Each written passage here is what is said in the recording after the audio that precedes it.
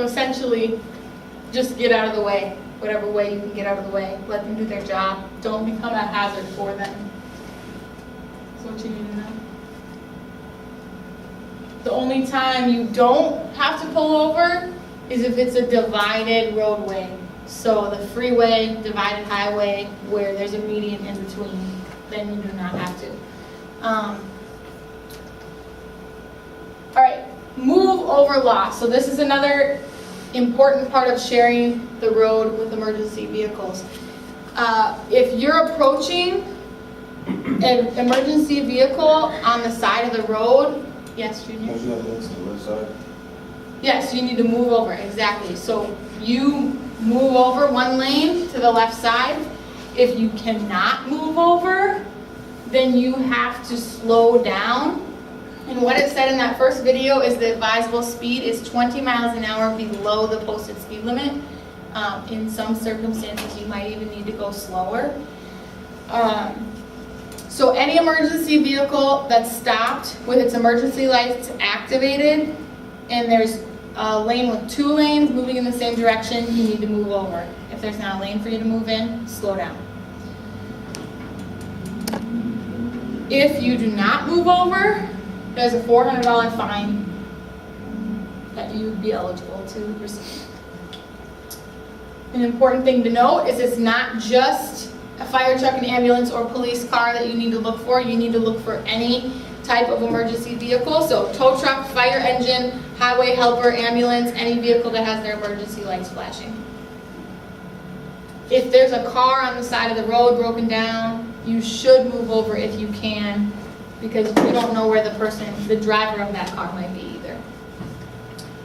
This is a good video of a Ramsey County deputy being hit by a truck. Ivan Robinson and Jeff Passel. Well, it's more amazing every time you see it. This video of a truck slamming into a Ramsey County deputy is making headlines around the world. People as far away as England and Australia are talking about what happened to Deputy Glenn Polson. Tonight, he's talking about his horrifying ordeal. Lori Glover has that story. I cannot believe that I'm actually here. Ramsey County Sheriff's Deputy Glenn Polson remembers hearing wheels sliding on the pavement as he tried to help a driver out of a ditch in Little Canada Wednesday morning when... Next thing I know, I'm looking at the sky, I'm landing in the grass, sliding. As you can see in this video, a pickup truck ran off the road, clipped a state trooper squad car, and it slammed into Deputy Polson. I honestly didn't think Glenn was going to be alive. Trooper Kelly Collins, who also stopped to help, was stunned to find her friend and colleague not only alive, but awake, saying, I'm conscious, alert, and breathing. Please take a deep breath and tell everybody to relax. Tiffany Whitlow was standing right next to Deputy Polson when the runaway pickup missed her head by just inches. I saw this black flash, turned my head, was able to back up in time. After seeing the video, Deputy Polson knows he's a lucky man. I'm very fortunate, and it's only by the grace of God that I'm sitting here today. So does his wife.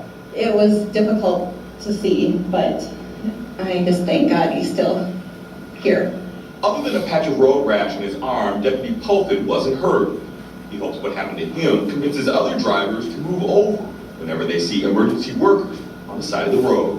Hopefully, again, by this video being released, people will realize the dangers that law enforcement and other emergency services spend every day.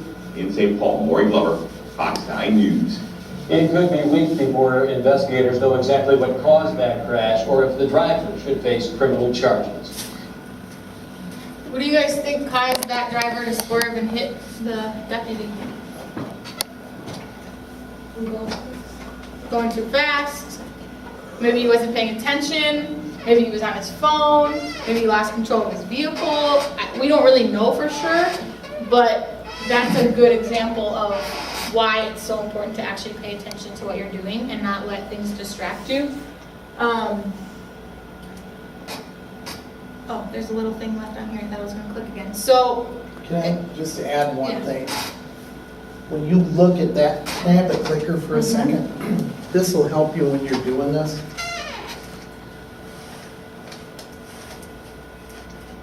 I don't know how much of this they'll let me do.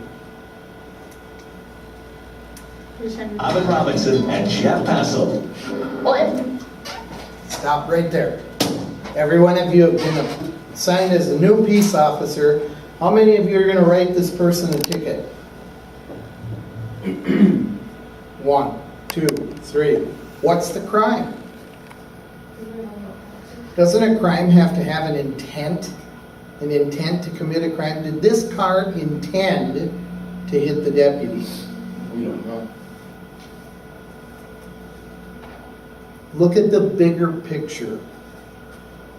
What is the first car doing in the ditch? We don't know that either. We know this, that the camera that's taken this picture is a state trooper that's sitting alongside of the roadway, and the state trooper is taking a picture of the accident. She's doing her paperwork, and all of a sudden she gets hit by the truck. Look at the truck's actions. Is he trying to hit the deputy? So there's no intent for the guy driving the car to hurt the deputy. So you can't arrest him on intent. What did he do wrong?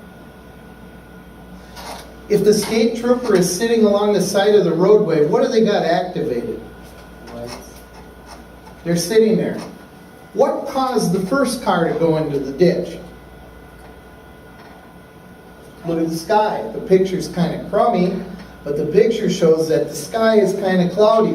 Whatever caused the first car to go into the ditch most likely caused the second car to lose control. So if the second car had been paying attention, looking at the police officer's lights, calling attention to, hey, I'm here working, is there a crime now? Driving faster than conditions allow. Whatever forced the first car into the ditch, so you hear in the end of that tape, it could be weeks before they decide what they're going to charge the guy with. They're going to charge the guy with driving faster than conditions allow because he wasn't paying attention to what was going on in the roadway. Inattentive driving. They're going to come up with a list of minor charges. But the guy's intent was probably not to hit the deputy. Just so that you know that. You have to look at the bigger picture when you see, when you're driving, in one of the things just before that, they show a tow truck, an ambulance, a police car, and they show that you need to move over for that person that's alongside of the road. Let me just change that a little bit. If it were me, and it is me, whenever your mom and your dad, the law doesn't cover anybody changing a tire. But it doesn't need to cover it for me. I'm going to get over and give them the space that they need so that they can continue to do, and then when it's clear, I move back. I don't care who it is alongside of the road. If it's your mom or dad and they get hit by a car, how are you going to feel? So move over anyway. If it's possible to do that, that's what you should do, okay?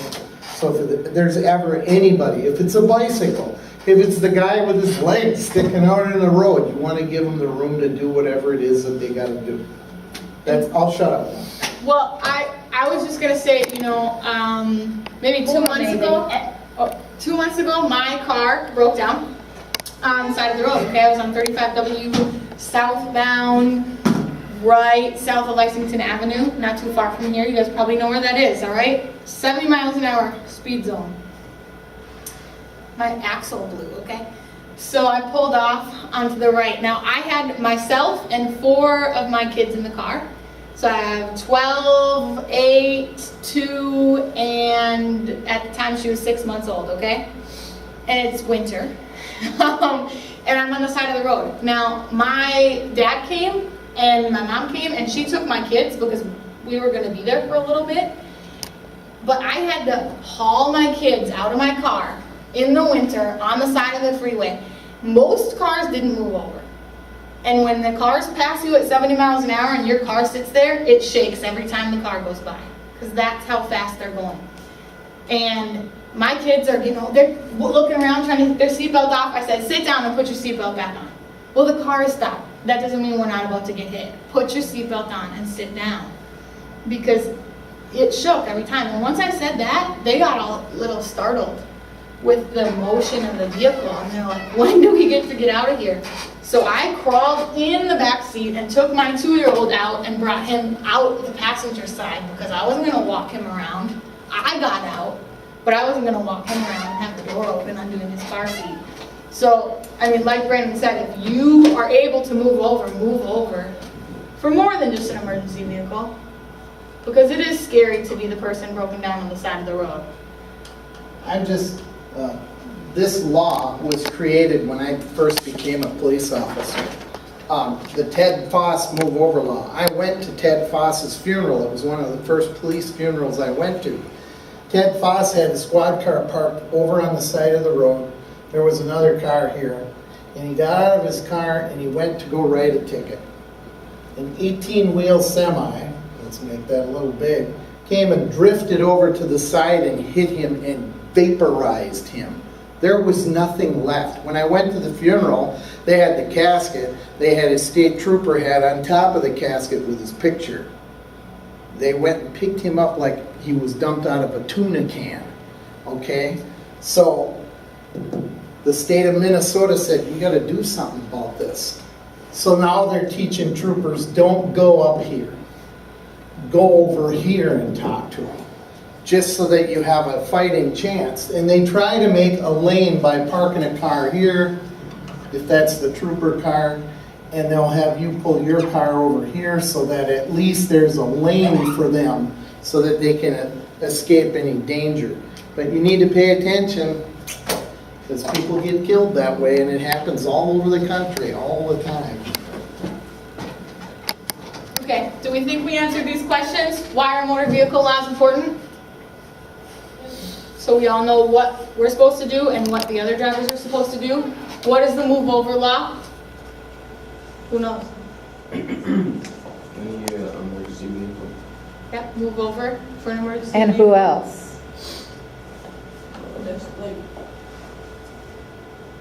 Anybody you're able to move over for. Right. What should you do if an emergency vehicle is approaching?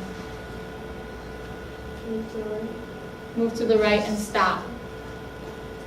What area should you watch to avoid conflict on the road?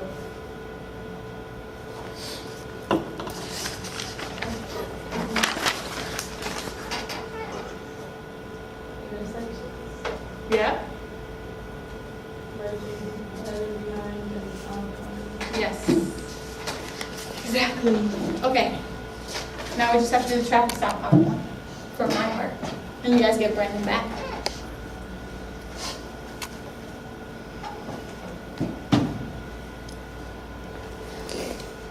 Little background on that crash that you just saw there. I actually talked to Glenn's other partner, the one that usually worked with him, not the woman on that day.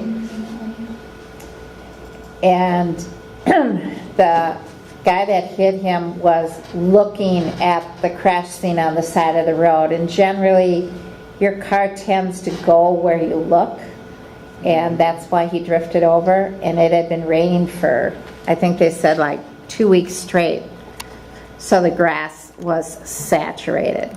And That's the only reason he lived, right? that's the only reason, because instead of his shoes holding him there, while the impact took his body right out of his shoes, his feet, just, there was no resistance. And The deputy? the deputy. Yep. And that's what saved his life, because otherwise, yeah, there's not a whole lot difference between him and Ted Foss.